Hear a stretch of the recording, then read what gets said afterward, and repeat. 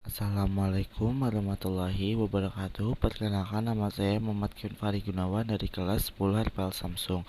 Kali ini saya akan menjelaskan tentang presentasi saya merangkum modul 1 dan 2 dari modul HHP Samsung.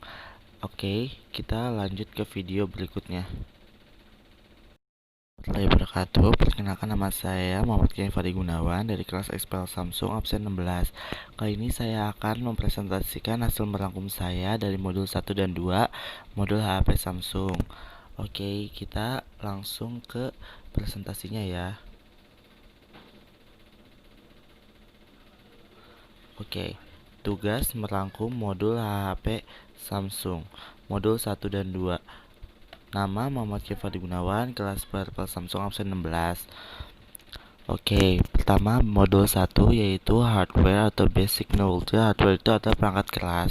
Hardware merupakan perangkat keras pada mesin handphone yang terdiri atas beberapa blok fungsi rangkaian elektronika beserta komponen pendukungnya. Struktur dasar hardware pada handphone sebagai berikut. Yang pertama ada baseband, power IC, IC audio, IC charging, memory atau flash, RAM atau ROM. Yang kedua ada user interface. User interface disebut adalah bagian perantara pada panca indera manusia seperti komponen input-output seperti LED, LCD, buzzer, vibrator, keypad, dan mikrofon. Contohnya adalah komponen input-output, ada keypad, mikrofon, buzzer atau loudspeaker, LED, vibrator, LCD, frekuensi radio atau block transceiver. Wilayah frekuensi radio ini merupakan ujung pengantar identitas pengguna yang berfungsi mengolah sinyal informasi dan data dan sinyal pembawa untuk dipancarkan melalui antena. Ada software. Software dimasukkan ke dalam handphone agar kumpulan komponen elektronika dapat bekerja normal disebut sistem operasi. Sangat banyak sistem operasi yang pernah dan sampai saat ini masih digunakan. Beberapa penjelasannya sebagai berikut. Yang pertama, sistem operasi umum, ada Android dari Google, ada BlackBerry OS dan RIM, iOS dari Apple, Symbian OS dari The Symbian Foundation, Windows Phone dari Microsoft. Sistem operasi lainnya ada Grid OS, CyanQ dan RIM, SHR, BB10 dari RIM, Migo dari The Linux Foundation, Bada dari Samsung, Linux Operating System, Brio dan Brio MP dari Qualcomm, 54, Tizen, Firefox dan Mozilla. Dan ada juga sistem operasi yang akan hadir seperti Ubuntu, Alien OS, Korean OS, Kumu Mobile, Baidu, Tizen OS, Meltemi dari kompetitor Wolfone dari China Unicom. Selanjutnya, IMEI adalah singkatan internasional Mobile Equipment Identity atau standar internasional untuk identitas sebuah handphone.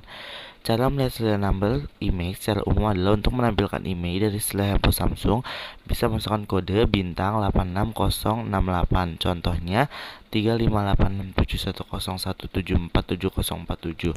Perhatikan nomor IMEI pada angka ke-7 dan angka ke-8. Pada IMEI, negara pembuat GH negara cat atau regional adalah dibuat di benua tersebut atau terlepas dari hak paten suatu negara. Contohnya, kalau kodenya 02 atau 20 dibuat di Asia dengan kualitas buruk, 08 atau 80 dibuat di Jerman dengan kualitas normal, 01 atau 10 dibuat di Finlandia dengan kualitas bagus, jika 00 dibuat di Prancis dengan kualitas terbaik. Format IMEI biasa terdiri dari 15 digit nomor yang diterjemahkan dalam format huruf AA, BBB, CC, DDDDD, dan E, di mana AA adalah kode negara, BBB adalah kode final assembly, CC adalah kode manufaktur, DDDDD nomor serial, E adalah kode tambahan. Gabungan AA dan B sering disebut dengan tipe Approval Code atau TAC. Selain itu, juga terdapat beberapa ponsel yang memiliki cara khusus untuk melihatnya. Kalau iPhone seperti iOS masuk ke menu setting, masuk ke general, dan itu ke about. Android masuk ke menu setting, kemudian about phone. Ponsel Sony Ericsson tipe lama, ketik kanan, bintang kiri-kiri di keypad. BlackBerry atau Sony Ericsson versi baru masuk ke menu option, kemudian ke status. Selanjutnya, modul 2. Modul 2 itu berisi product knowledge. Special fitur dari handphone Samsung pertama, Signal Max. Signal Max hanya ada di HP Samsung seperti A5, J5, dan A8. Signal Max ini adalah teknologi yang baru dikembangkan oleh Samsung dan disemakan berbagai smartphone HP produksi Samsung untuk membantu dalam mengoptimalkan penerimaan sinyal. Tidak semua perangkat handphone Samsung memiliki teknologi Signal Max. Dengan merupakan HP ini, Samsung dapat melihat sinyal provider secara maksimal dan membuatnya dapat menjangkau secara lebih luas baik ketika digunakan untuk menelpon maupun SMS dan internet. Selanjutnya, Biometric Recognition. Biometrik adalah teknik dikembangkan berdasarkan keunikan dan mekanisme fisik dan hal lain yang berhubungan dengan tubuh manusia. Dengan teknik biometrik, maka kita tidak perlu lagi mengingat PIN atau password karena pengaman dilakukan dengan menggunakan anggota tubuh sendiri akan sulit untuk digandakan atau dicuri orang lain. Contohnya, fingerprint itu digunakan biasanya kecocokan antara sidik jari pada mesin pembaca sidik jari. Kedua, face recognition itu akan menggambar rotasi pada wajah untuk membukanya. Iris scanner adalah bagian pupil mata. Dan itu caranya adalah kita lebih men-scan bagian pada iris.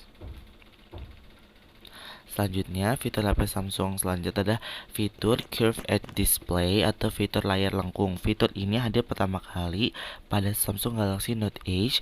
Kelengkungan layar di beberapa Samsung ini buatan lebih menarik dan beda dari smartphone lain. Sejak Samsung Galaxy S8, Samsung menunjukkan layar Curved Edge dengan rasio bow to display 83% dan Infinity Display yang memberikan kesan lebih lebar, tapi tetap lebih nyaman digenggam.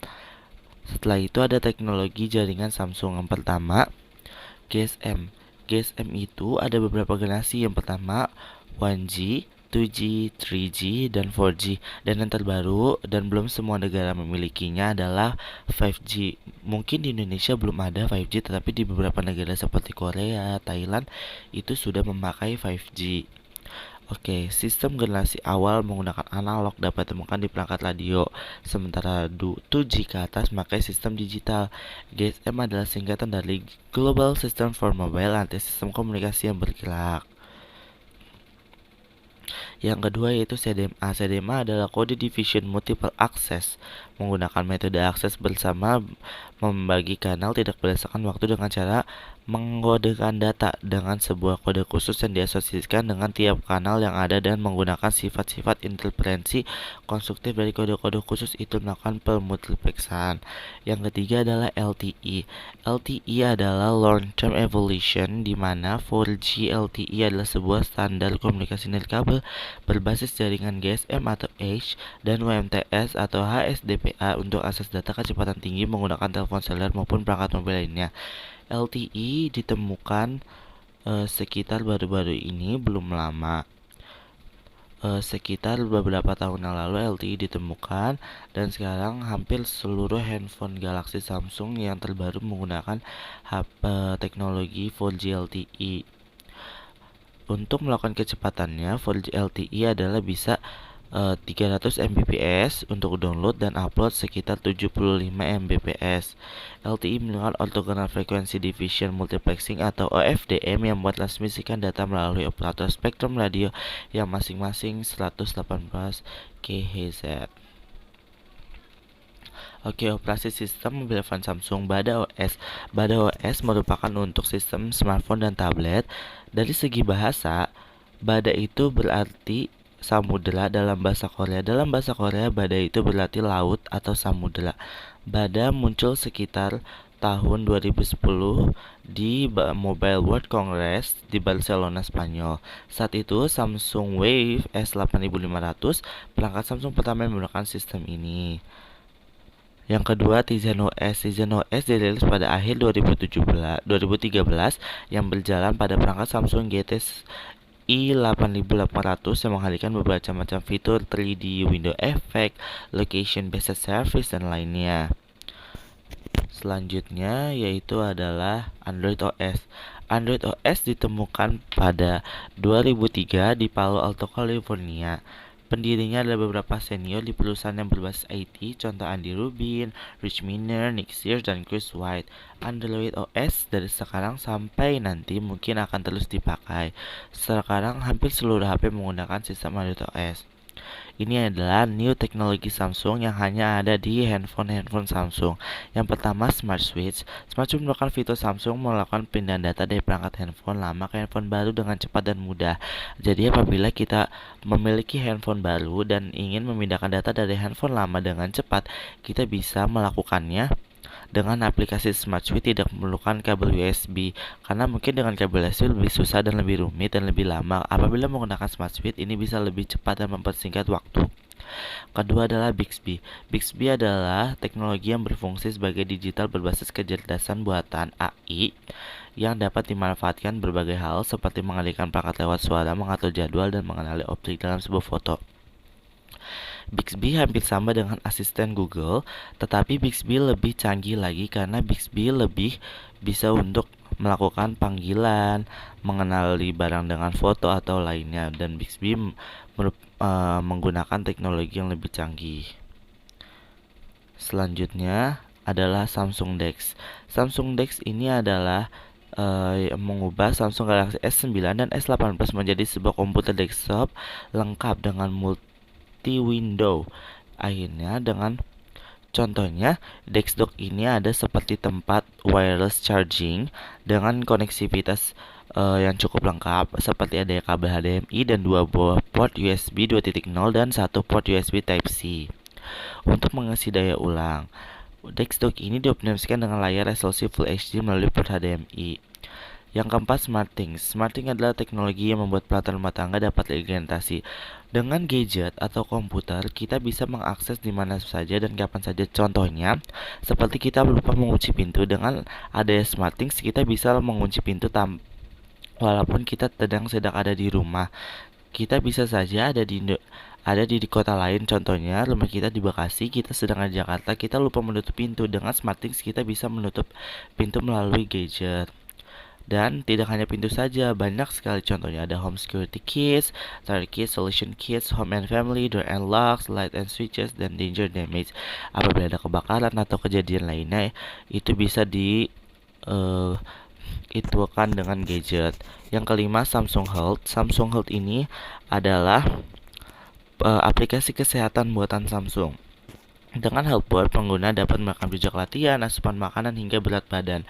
Dengan aplikasi Samsung Health ini, kita bisa mengoptimalkan berat badan kita, tekanan darah kita, suhu kita. Kita bisa mengoptimalkan dengan sesuai dengan apa yang kita butuhkan. Dengan Healthboard, dengan Samsung Health, kita jadi tahu berapa kalori yang masuk ke tubuh kita. Ketika kita jogging, berapa kalori yang terbakar.